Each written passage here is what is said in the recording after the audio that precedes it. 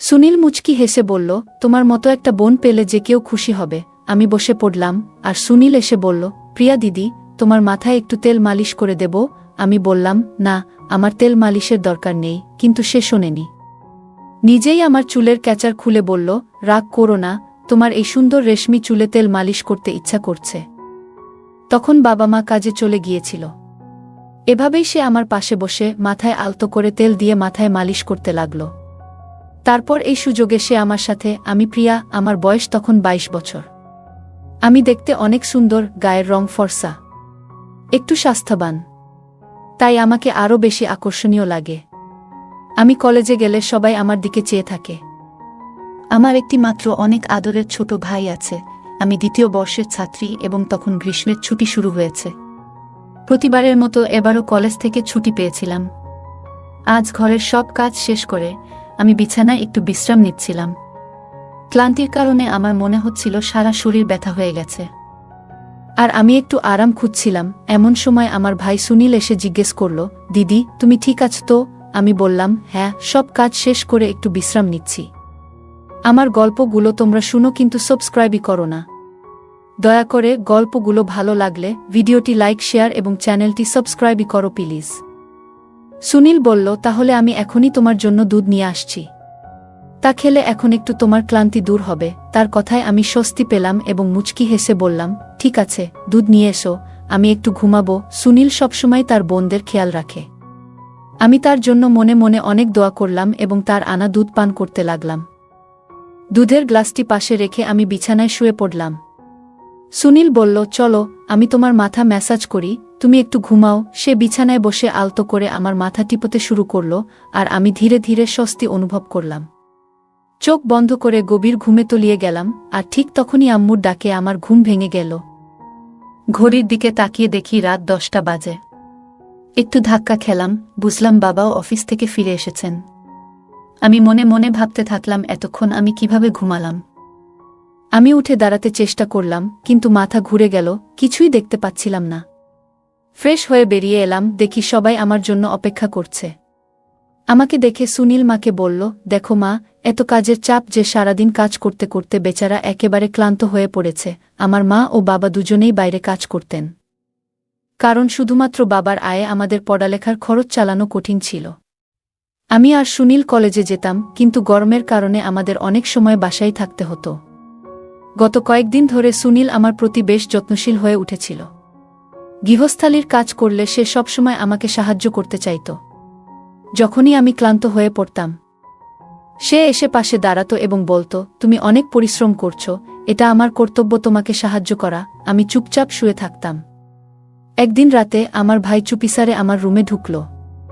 আমি তখন ঘুমাচ্ছিলাম, কিন্তু মনের ভেতর জেগেছিলাম। রুমটা অন্ধকারে নিমজ্জিত ছিল, আর আমি আতঙ্কে চোখ খুলে তাকালাম। ঘুমানোর আগে দরজাটা সামান্য খোলা রেখেছিলাম, কিন্তু যখন ঘুম ভাঙল তখন কেউ সেখানে ছিল না।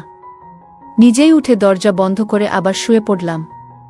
কিন্তু হঠাৎ করেই অনুভব করলাম যেন কেউ আমার দিকে হাত বাড়ানোর চেষ্টা করছে। পিছনে ফিরে তাকালাম, কিন্তু কেউ ছিল না।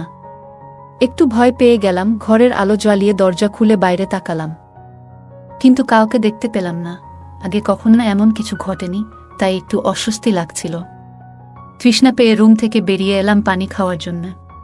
তখনই সুনীলকে আমি দেখতে পাই। সুনীল আমাকে দেখে জিজ্ঞেস করল, তুমি কি এখনো জেগে আছো? কি হয়েছে? আমি বললাম, কিছু না, তৃষ্ণা পেয়েছিল তাই পানি খেতে এসেছি। সুনীল বলল, ভয় পেয়েছ নাকি? ভয় পেয়ে থাকলে বলো, আমি তোমার ঘরে ঘুমাই আজ। তুমি চাইলে আমি তোমার সাথে রুমে ঘুমাতে পারি। আমি তাকে বললাম, না, তোমার ঘুম নষ্ট করার দরকার নেই। কিন্তু সে বলল, তোমাকে একা রেখে যেতে পারবো না। অবশেষে আমি বিছানায় শুয়ে পড়লাম, আর সে আমার পাশে বসে বালিশটা ঠিক করে দিল। আর সে পাশের ছোপায় শুয়ে পড়ল। রাতে ঘুমানোর সময় মনে হচ্ছিল যেন কেউ আমার পাশে বসে আমাকে দেখছে, আমার মুখের কাছে হাত নাড়ছে, এবং এটা যেন একটা স্বপ্নের মতো। পরের দিন সকালে ঘুম থেকে উঠলাম, কিন্তু মনে হচ্ছিল কিছু অদ্ভুত। মেজাজও ঠিক ছিল না, তাই সুনীলের দিকে তাকিয়ে একটু বিচলিত হলাম। সুনীলকে বেশ হাসি খুশি দেখাচ্ছিল, যা আমার চিন্তার কারণ হয়ে দাঁড়ায়। আমি শরীরটা স্কার্ফ দিয়ে ঢেকে রেখেছিলাম। সুনীল মুচকি হেসে বলল, তোমার মতো একটা বোন পেলে যে কেউ খুশি হবে। আমি বসে পড়লাম, আর সুনীল এসে বলল, প্রিয়া দিদি, তোমার মাথায় একটু তেল মালিশ করে দেব। আমি বললাম, না, আমার তেল মালিশের দরকার নেই, কিন্তু সে শোনেনি। নিজেই আমার চুলের ক্যাচার খুলে বলল, রাগ করো না, তোমার এই সুন্দর রেশমি চুলে তেল মালিশ করতে ইচ্ছা করছে। তখন বাবা মা কাজে চলে গিয়েছিল। এভাবেই সে আমার পাশে বসে মাথায় আলতো করে তেল দিয়ে মাথায় মালিশ করতে লাগল। তুমি এত সুন্দর যে তোমাকে দেখলে সবসময় মনের মধ্যে একটা হাসি ফোটে। যখন সে আমার চুলে মালিশ করছিল, মনে হচ্ছিল তার হাতে যেন কোনো বিশেষ জাদু আছে। তখন আমি বারবার ঘুমের জগতে হারিয়ে যাচ্ছিলাম, আর মনটা শান্ত হয়ে যাচ্ছিল। আমি তাকে জিজ্ঞেস করলাম, তুমি কোনো তেল ব্যবহার করছো? সে বলল, এটা খুব স্পেশাল তেল, তোমার জন্যই তৈরি, কারণ তোমার চুল এত সুন্দর। তার কথাগুলো এত মিষ্টি ছিল যে আমি বুঝতেই পারলাম না কখন যে ঘুমিয়ে পড়লাম। জানি না কেন আমি বারবার ঘুমিয়ে পড়তাম। পরের দিন ঘুম থেকে উঠতেই শরীরটা ব্যথায় ভেঙে যাচ্ছিল। জামাকাপড়ও এলোমেলো ছিল, মাথাটা একটু ব্যথা করছিল, মনে হচ্ছিল যেন রাতে ঠিকমতো ঘুমাইনি। ফ্রেশ হতে বাথরুমে গেলাম, কিন্তু মনে হচ্ছিল আমি অনেক কঠিন পরিশ্রম করেছি। রুম থেকে বেরিয়ে শুনতে পেলাম কেউ যেন কারো সাথে কথা বলছে। রান্নাঘরের দিকে গেলাম পানি খেতে, কিন্তু দরজার কাছে পৌঁছে গেলাম, দেখলাম লোকটা হাতে অনেক টাকা নিয়ে দাঁড়িয়ে আছে। সেটা দেখে আমি একটু অবাক হয়ে গেলাম। সে লোক টাকাটা ভাইকে দিল। সে আমার দিকে তাকিয়ে বলল, প্রিয়া, তুমি এখানে কেন? আমি তার কাছে গিয়ে বললাম, এত টাকা কোথা থেকে পেলি? সে নিচের দিকে তাকিয়ে বলল, প্লিজ বাবাকে কিছু বলো না। আমি জিজ্ঞেস করলাম, এই টাকাটা কেন, কিসের জন্য? সে বলল, এটা বাবার এক বন্ধুর টাকা, যা ফেরত দেওয়ার কথা ছিল। আমি টাকা ফেরত দিতে বললাম, কিন্তু সে মৃদুস্বরে বলল, হ্যাঁ, আমি মাকে বলেছিলাম। আমি তাকে বললাম, আমাদের কিন্তু পরিস্থিতি খুব খারাপ। রাতে যখন বাবাকে টাকা দিতে গেলাম, সে কিছু না বলে চলে গেল। পরের দিন আমি রান্নাঘরে কাজ করছিলাম, যখন সে তার বন্ধুদের নিয়ে ঘরে এলো। আমি তখনও কষ্টে কাঁপছিলাম। সেই সময় আমি দোপাট্টা খুলে বাসন ধুচ্ছিলাম। সবাই হাসছিল আমাকে দেখে। আমি তখন সুনীলকে বললাম, তুমি কিভাবে এমন করতে পারো? এই সময় আম্মু আব্বু কেউই বাসায় নেই, তুমি এদেরকে কেন নিয়ে এসেছ? সুনীল হেসে বলল, এটা তো আমার বাড়ি, আমি যেটা ভালো মনে করি সেটাই করব। তুমি তোমার কাজ করো গিয়ে। আমার উচিত ছিল সব কিছু ঠিকঠাক করা, বিশেষ করে খাবার রান্না করা। তারা আমার খুব ঘনিষ্ঠ বন্ধু, আমার ভাই বলল। কিন্তু সে আমার ওপর বেশ রেগেছিল। তাই আমি খাবার প্রস্তুত করতে শুরু করলাম। যখন সবকিছু প্রস্তুত হলো, তখন আমার ভাই বলল, তুমি নিজেই খাবার পরিবেশন করবে। আমি অবাক হলাম, কারণ এত ছোট একটা ব্যাপার নিয়ে এতটা গুরুত্ব দেওয়া হলো। তার বন্ধুরা অদ্ভুতভাবে আমার দিকে তাকাচ্ছিল, মনে হচ্ছিল যেন আমাকে কিছু বলতে চায়।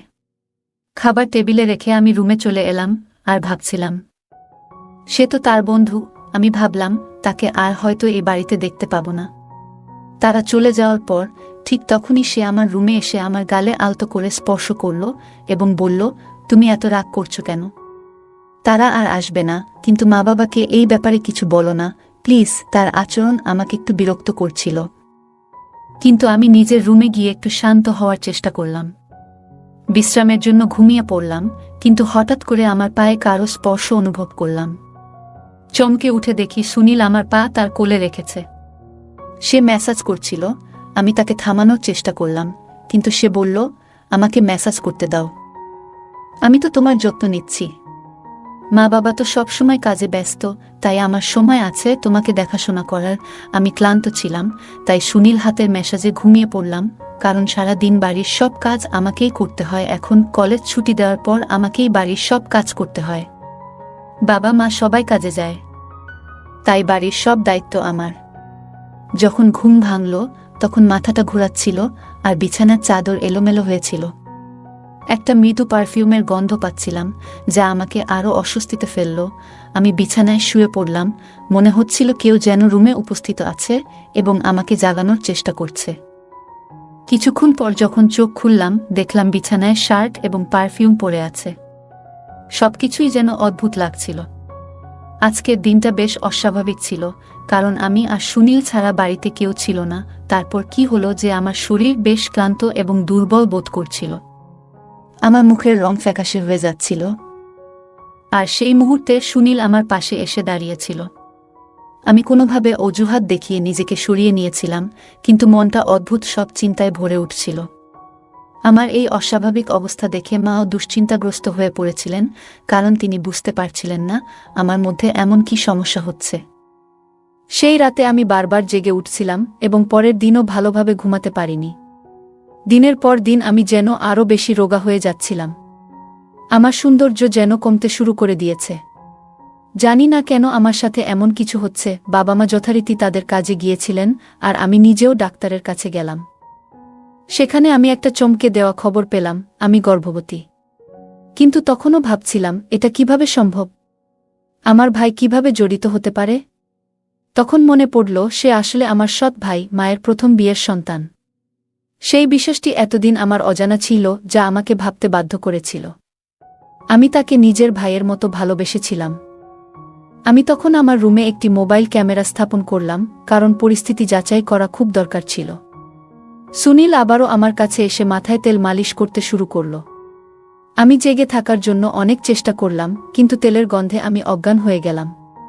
কিছুক্ষণ পর মা বাবা বাড়ি ফিরলেন আর আমি ঘুম থেকে উঠলাম। ক্যামেরার রেকর্ডিং দেখে আমার মনে হলো মাটি যেন সরে গেছে পায়ের নিচ থেকে। জানতে পারলাম সুনীল তার কয়েকজন বন্ধুকে আমার রুমে এনে কিছু অশোভন কাজ করেছিল, যা আমার ধারণার বাইরে ছিল। আমি তখন বাবাকে সব দেখালাম আর তিনি খুব রেগে গেলেন। আমার ভাই টাকার জন্য এসব কাজ করেছে। বাবা সুনীলকে ধরলেন আর অনেক মারলেন, কিন্তু সে নিজেকে ছাড়িয়ে নিয়ে চলে গেল। সুনীল সেই বাড়ি ছেড়ে চলে গেছে আর কখনোই এখানে ফিরে আসেনি। বাবা তাকে চিরদিনের জন্য চলে যেতে বাধ্য করেছে। মা তাকে গ্রহণ করতে অস্বীকৃতি জানিয়েছিল। এখন আমার পেটে শিশুটি বেড়ে উঠছে, তাই আমি এই বাচ্চাটি নষ্ট করে ফেলি। কারণ এর বাবাকে আমি জানতাম না। পৃথিবীতে আসলে আমি তার কি পরিচয় দিব? তাই আমি এই কাজটি করতে বাধ্য হই। সে আমার জীবনে প্রবেশ করেছিল অন্যায়ভাবে, তবে সুনীল আমার জীবনে যে দুঃস্বপ্ন নিয়ে এসেছিল তা আমি কখনোই ভুলতে পারব না। যখন আপনি নিজের পরিবারের সদস্যদের কাছাকাছি রাখেন, তখন তাদের নিরাপত্তা নিয়ে সর্বদা সচেতন থাকুন। কোনো যুবতী মেয়েকে কখনো এমন ব্যক্তির কাছাকাছি যেতে দেবেন না, যার মনোভাব সন্দেহজনক। সমাজে এমন কিছু মানুষ থাকে যারা সর্বদা সুযোগের সন্ধানে থাকে, এবং আপনার মেয়ের সুরক্ষার জন্য আপনাকে সতর্ক থাকতে হবে। আপনার সন্তানদের প্রতি আপনার দায়িত্ব এবং যত্নে কখনো উদাসীন হবেন না।